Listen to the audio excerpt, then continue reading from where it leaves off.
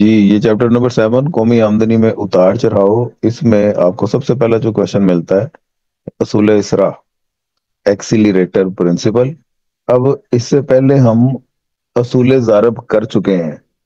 ضارب میں ہم نے یہ سیکھا کہ اگر جس وقت ملک میں سرمایہ کاری میں اضافہ ہوتا ہے تو وہ قومی آمدنی میں کئی گنا زیادہ اضافے کا سبب بنتا ہے.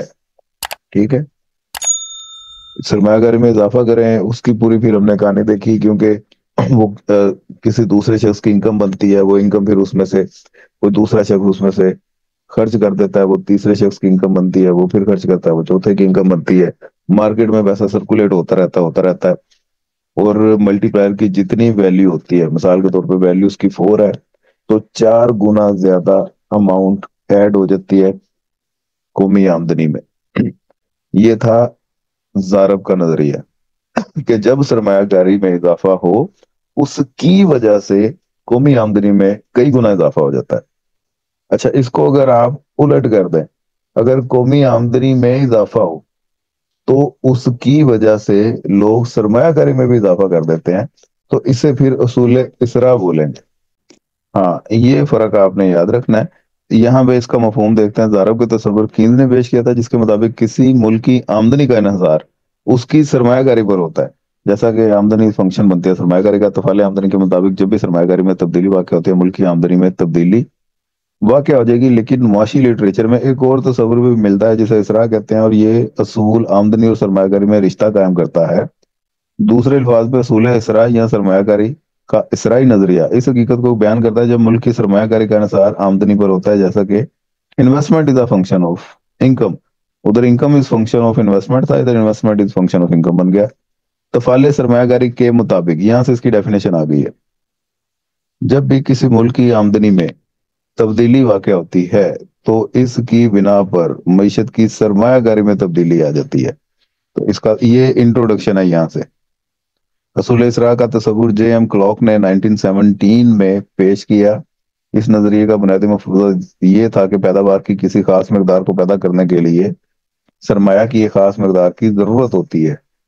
جیسے ہم نے 100 روپے مالیت کی کوئی شے پیدا کرنی ہے تو اس کے لیے ہمیں اگر 400 روپے کی سرمایہ کی ضرورت پڑتی ہے تو سرمایہ اور پیداوار میں تناسب 1:4 کا ہے. اب ملٹی پلائر کا کیا فارمولا تھا یاد ہے کسی کو؟ کے سے ڈینوٹ کرتے تھے نا. وہ ایک تو یہ فارمولا تھا 1 - MP C 1/1 - MP C.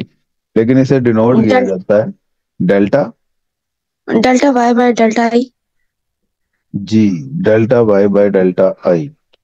Change in income due to change in investment. اسی کو اگر آپ الٹ کر دیں ڈیلٹا آئی اوپر لے جائیں ڈیلٹا وائی نیچے لے جائیں تو یہ اب ملٹی پلائر نہیں, یہ ایکسیلریٹر ہے جسے ڈبلیو سے ڈینوٹ کیا جاتا ہے. اوکے یہ اس کا مفہوم ڈیفینیشن یہ دو چیزیں ہوگی. اس کے بعد اسرائی ہندسہ ایکسیلریٹر کوفیشنٹ یہ دیکھیں نیچے یہ لکھا ہوا ہے ڈبلیو سے اسے ڈینوٹ کیا ہوا ہے ڈیلٹا آئی ہوا ڈیلٹا وائی.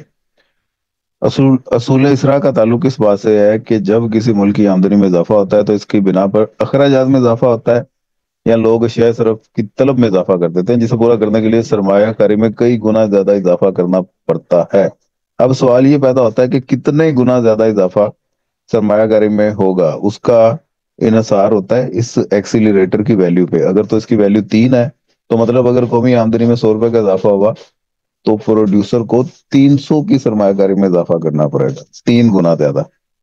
اسی طرح اگر اسرائی ہنسا کی قیمت دی ہو تو ہم یہ بتا سکتے ہیں کہ اس میں تبدیلی سے اس میں کتنی تبدیلی ہوگی. اس سے یہ بھی ظاہر ہوتا ہے کہ اسرائی ہنسا ایک ایسا عددی سر ہے جس کے ساتھ قومی آمدنی میں تبدیلی کو ضرب دی جائے تو چینج ان سرمایہ کاری یہ نکل آئے گی. تو آج کل کے ماہرین تفعیل سرمایہ کاری کے تفرقی سر کو اسرائی ہنسا یا سرمایہ اور پیداوار کے تناسب COR کہتے ہیں. تفعیل سرمایہ کاری اس کا یہ نیچے فارمولا دوبارہ آ گیا. یہ نیچے ان کی تھیوری رکھی ہوئی ہے. ان کو ایکسپلین کرنے کے لیے ایک یہ والا پیراگراف کاٹ دو آپ یہاں سے یہاں تک. اس کی کچھ assumptions ہیں جی. سب سے پہلا پوائنٹ یہاں پہ ایک آپ نے سب سے پہلے اس کی ویلیو فرض کر لینی ہے. فرض کریں گے تو پھر ہی اس کی تھیوری کو سمجھ سکیں گے نا. 3 4 5 2 جو بھی آپ نے فرض کرنی ہے वो फिर मुस्तकिल रखनी है आपने।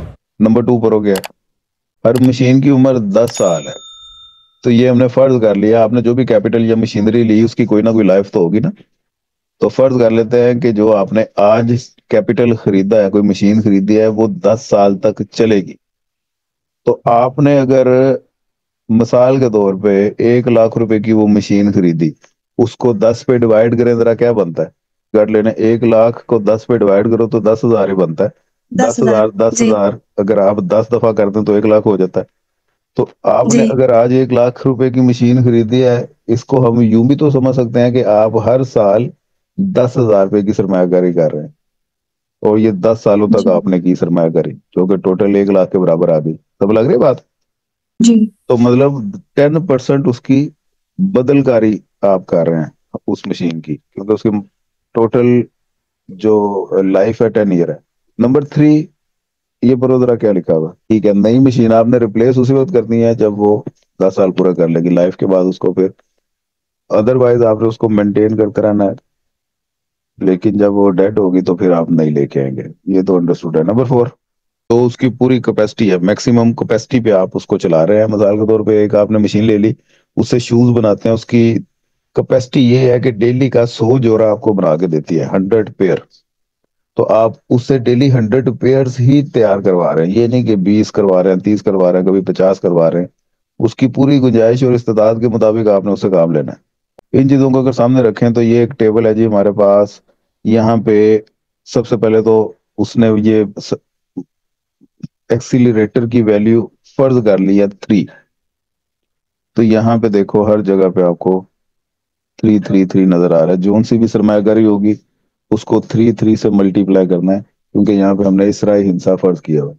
पीरियड 1 वो कहता है जी फर्ज कर लो आपकी कौमी आमदनी में तब्दीली 100 रुपए की हुई है। तो जब 100 रुपए की तब्दीली होगी तो सरमाया आपको कितना लगाना पड़ेगा? 300 का।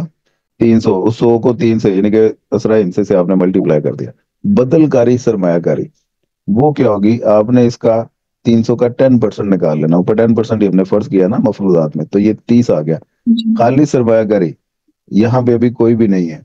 तो ग्रोस इन्वेस्टमेंट, रिप्लेसमेंट इन्वेस्टमेंट और ये नेट इन्वेस्टमेंट वो जमा करके आती है, 30 जमा 0, 30 आ गया। अब पीरियड 2, अगर तो कौमी आमदनी में कोई इजाफा नहीं हुआ, वो 100 का 100 ही रहा, तो ये सारी फिगर्स भी ऐसे ही चलेंगी, इनमें भी कोई इजाफा नहीं होगा।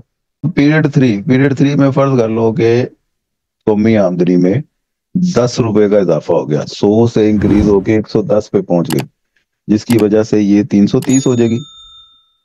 इसमें भी 30 का इजाफा हो जाएगा ना, जी और यहाँ पे ये वैल्यू 30 ही रहेगी। और यहाँ अब यहाँ पे क्या हुआ?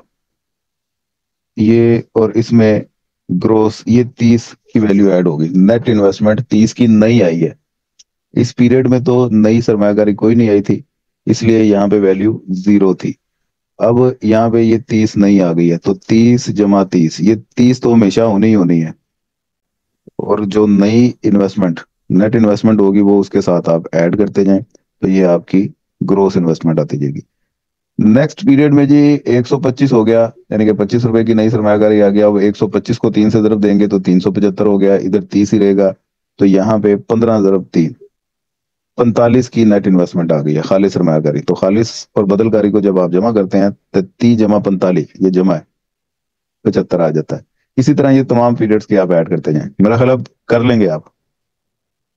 जी ये आपने टेबल करना है, नीचे इस टेबल की एक्सप्लेनेशन लिखी हुई है, और इसके साथ ही इसकी कुछ हदूद हैं, ये भी आप आज ही करके खत्म करें, क्योंकि अब क्लास मंडे को होगी। इसकी लिमिटेशंस में सबसे पहले the unused capacity of machine, मशीनों की मौजूद गुंजाइश, ये इसकी हद बंदी है कि आप उसकी गुंजाइश को कैसे फिक्स कर सकते हैं कि 10 साल चलेगी।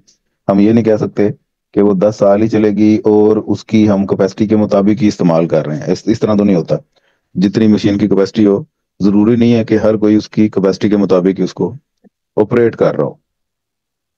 इस राय नजरिया में ये फर्ज किया गया कि मशीनों में कोई गुंजाइश मौजूद नहीं होती, लेकिन हकीकी जिंदगी, अच्छा, कोई गुंजाइश मौजूद नहीं होती, मिसाल के तौर पे 100 पेयर शूज बनाने की गुंजाइश है। अब नया जूता बनाने की गुंजाइश ही नहीं है इस मशीन में, क्योंकि वो अपने मैक्सिमम कैपेसिटी पे तो पहले ही ऑपरेट कर रहा है। अब अगर आपको 110 का ऑर्डर आ गया तो उसके लिए फिर आपको नई मशीन खरीदनी पड़ेगी ना, क्योंकि उसकी कैपेसिटी तो 100 की है। मतलब आपकी उस मशीन में गुंजाइश मौजूद नहीं है।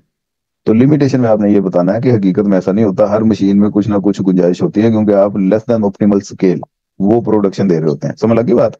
नंबर टू, मुकम्मल रोजगार की मौजूदगी। तो इसराई इसराई नजरिया इसी सूरत में मुमकिन है अगर मईशत में बेकार वसाइल मौजूद हों, क्योंकि इस सूरत हाल में शय सर्फ की तलब में इजाफे के नतीजे में अशिया सरमाया की पैदावार को बढ़ाया जा सकता है। लेकिन अगर मईशत मुकम्मल रोजगार में है तो उसके बाद तो इंक्रीज करने की कैपेसिटी ही खत्म हो जाती है, नेट इन्वेस्टमेंट में इजाफा होगा ही नहीं। तो आप फिर किस तरह हर बार नेट इन्वेस्टमेंट में इजाफा कर रहे हैं, खाली सरमायाकारी फिर रुक जाएगी फुल एम्प्लॉयमेंट के बाद। नंबर थ्री बनता है, ये टू लिखा हुआ है ना, सरमाया और पैदावार के तनासुब का मुय्यन ना होना। हमने मुय्यन फर्ज किया हुआ है कि हर बार वैल्यू 3 रहेगी, 3 रहेगी, 3 रहेगी, लेकिन ये चेंज हो सकती है, इसलिए ये मफरूजा सही नहीं है। नंबर फोर, मुस्तकबिल की मुतवक्के पैदावार। मुस्तकबिल की मुतवक्के पैदावार वो हमने इसको माइंड में नहीं रखा है और ना ही उसका सही तरह से तखमीना लगाया कि वो कितनी होगी इन फ्यूचर डिमांड, उसके हिसाब से कोई प्लानिंग श्लैनिंग नहीं है। इसराई नजरिया के मुताबिक एशियाई सरफ की मौजूदा तलब को पूरा करने की खातिर मशीनरी को खरीदा जाता है, लेकिन ये सही नहीं है, बल्कि फर्में इसलिए मशीनें तलब करती हैं कि वो मुस्तकबिल की मुतवक्के पैदावार को पूरा कर सकें। तो इसलिए आप इसका कोई खास स्पेसिफिक रिलेशन कायम कर नहीं सकते। नंबर फाइव, वक्फे और अरसे। इनके दरमियान पीरियड्स होते हैं, लैग्स होते हैं, और वो कोई फिक्स भी नहीं होते, जबकि इस थ्योरी ने उन पीरियड्स और लैग्स को मुकम्मल तौर पे इग्नोर किया है, वक्फों को शामिल नहीं करती। जब नई सरमायाकारी होती है उसमें सरमायाकारी में कई गुना इजाफा होता है, तो कुछ ना कुछ टाइम तो चाहिए ना इस प्रोसेस को। मसलन सरमायाकारी जी में अगर कौमी आमदनी में इजाफा हो गया, उसके नतीजे में लोगों ने सरमायाकारी में इजाफा किया, तो बीच में 2 हफ्ते, 3 हफ्ते, महीना, 2 महीने, कुछ ना कुछ टाइम तो लगेगा सरमायाकारी में इजाफे से। ये तो नहीं होगा कि प्रोड्यूसर रेडी बैठे हुए हैं, उधर से सरमायाकारी में फौरी तौर पे इजाफा कर देंगे कौमी आमदनी में इजाफे के साथ ही। ऐसा नहीं होता, पहले वो समझेंगे सूरत हाल क्या हो रही है, कितना इजाफा हुआ है, कितनी सरमायाकारी ज्यादा करनी पड़ेगी, इसमें टाइम चाहिए। तो उस टाइम को और लैग को इस थ्योरी ने बिल्कुल नजरअंदाज किया। नंबर सिक्स है जी, एशियाई सरमाया की रसद। एशियाई सरमाया के हसूल का इंसार उनकी रसद के हालात पर भी होता है, और रसद को उनके मुसारफ भी तय करते हैं। लेकिन अगर मुसारफ पैदाइश में इजाफा होगा तो इस वजह से इसरा की वैल्यू में भी वो फर्क आ जाएगा, और फिक्स आप नहीं इसको कर सकेंगे। नंबर सेवन, मशीनों की मुद्दत हमने 10 साल फर्ज की हुई है, लेकिन ये जरूरी नहीं है 10 साल ही चलें, 10 साल से ज्यादा या कम भी चल सकती हैं। यहाँ तक काम रखें।